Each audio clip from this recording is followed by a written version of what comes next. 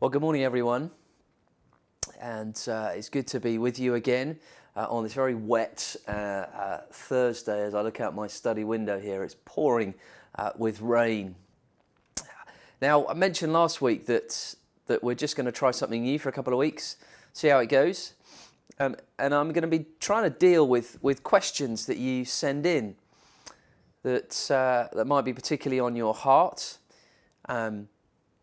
At the moment. And the first question we're going to be dealing with is the question of how can we trust God? Or how do you trust God?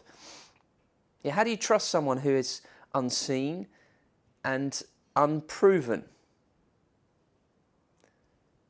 And I want to start to approach this question by almost asking another question. Can you prove God?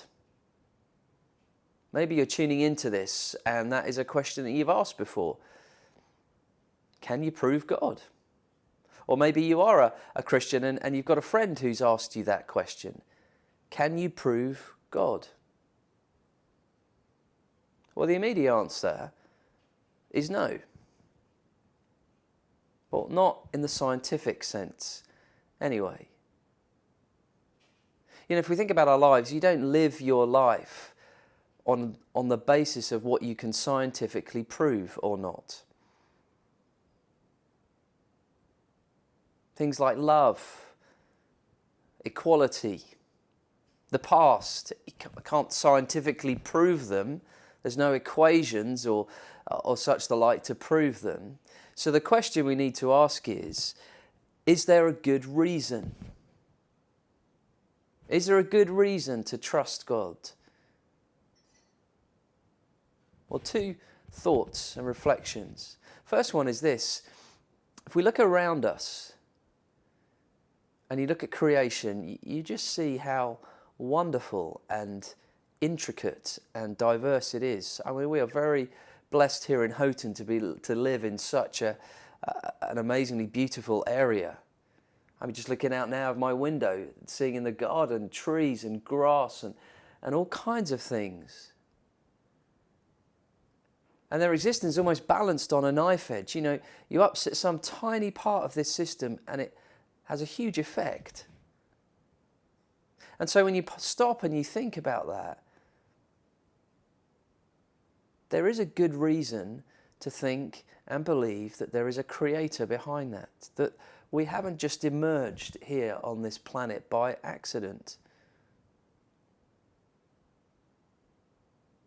Second thing to think about, and possibly the greatest reason for the existence of God, is the person of Jesus Christ.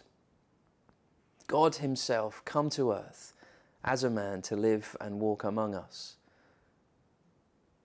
Now, if you know anything of the Gospels, you'll know that Jesus performed lots of signs and miracles and did amazing things because he is God and he broke into the universe he created. But there's a part of Mark's Gospel, which we're actually going to look at this Sunday at Houghton, where some Pharisees come up to Jesus, they're religious leaders, and they say to Jesus, give us a sign. If you really are who you're saying that you are, give us a sign, show us something, come on. They came, we read, to test him. They wanted to discredit Jesus, disprove him, and rubbish him in front of people. And Jesus' answer is really interesting because he very easily could have called down and done the most amazing sign possible. And yet he said to these Pharisees, I'm not going to give you a sign. See, part of the reason for that is no matter what Jesus may have done, they still wouldn't have believed. See, the question of trusting God is all connected to faith. You know, it may be possible to base a belief upon signs and wonders, which is really what the Pharisees wanted. But that sort of belief would not be faith. It would rather just be a logical conclusion. If you picture a bride and a groom standing at the front of the church ready to say those vows, it's highly unromantic if the groom says to his bride and lists all the evidence and reasons and logic for saying yes to spending the rest of their life together. Actually, what's wanted in that moment is a trust and a commitment and a relationship. And so that is the essence of faith. We have good reason to believe in Jesus. Another question could be, why would you rely on the documents in the Gospels rather? Are they historically reliable? Well, yes. Can't answer that question now because I don't have time. But there is very good reason to believe that what we have written there is reliable and accurate and shows us actually what happened. And so Jesus invites us into this relationship of trust, of faith, of commitment.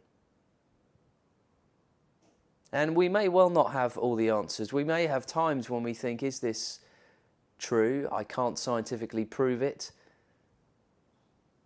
But actually, if you just take that step and say, yes, I want to follow this man Jesus. I want to do what he says. I want to trust him. You'll begin to see and understand life. You'll begin to see actually that what he says about life is true and right and is our experience. And so maybe you could take that step.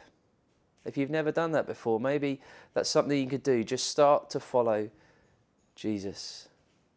Listen to what he says and trust him, because there really is good reason for doing so.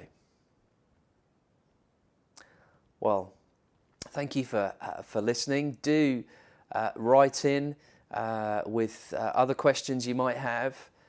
If there's a question that comes out of this, then do just send me an email, steve@houghtonchurch.co.uk. I'd love to hear from you. But in the meantime, hope you're surviving, and I send you my love and my prayers. Goodbye.